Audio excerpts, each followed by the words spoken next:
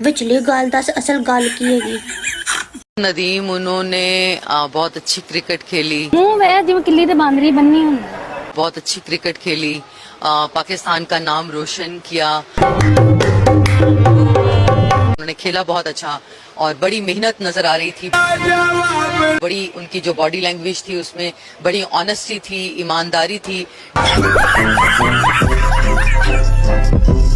Discipline था और बहुत ही जबरदस्त खेला।